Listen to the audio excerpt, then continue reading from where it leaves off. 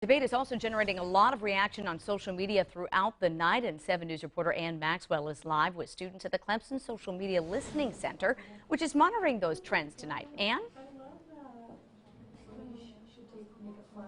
Diane, we've been watching this word cloud behind me that's tracking some of the trending topics online, on Facebook, on Twitter.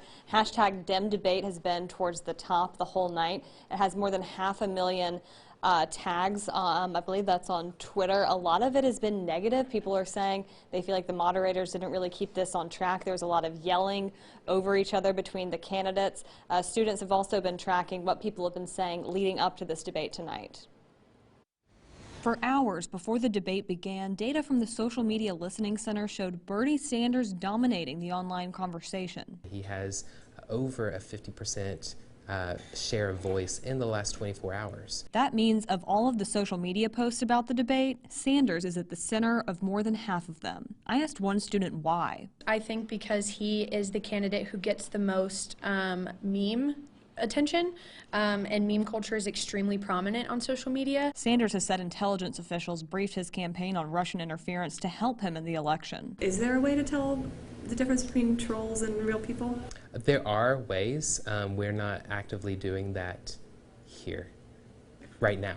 Students in a Clemson social media analytics class have been learning about what makes some posts go viral while others don't make it far. The big driver behind popular posts, student Kennedy Ward says it's emotion. And so that's why, like, even things you see are sad. So like maybe something super tragic happened. It's evoking a whole lot of emotion, and a lot of people go. Tonight, Ward and other students are applying what they've learned to track millions of posts from Facebook, Reddit, LinkedIn, Instagram, Snapchat, and most of all, Twitter. We are really looking at public opinion when it comes to the statements each candidate gives, and regarding who wins the debate or who has the most share of voice and who trends. And that associate director of the listening center here says what people are saying online doesn't always correlate to what people think offline. For example, not many people over the age of 65 and in their early 20s and late teens have been talking about this debate online. Reporting live in Clemson, Ann Maxwell, 7 News. Thank you, Ann. And 7 News, of course, will continue to follow the politicians as they make their way across South Carolina this week. Thursday, Democratic presidential candidate Pete Buttigieg will be in Greenville for a health equity roundtable at the Nicholtown Missionary Baptist Church. That's at 1:45.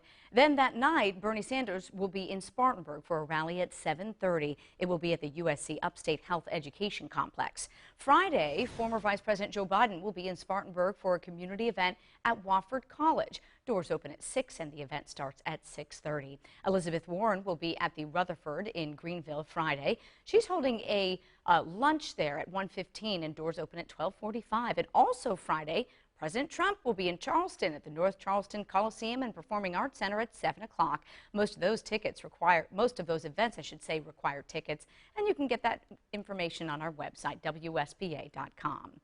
And stay up to date with the latest election coverage and with the South Carolina primary on Saturday by visiting our website, WSPA.com, and downloading the 7 News app.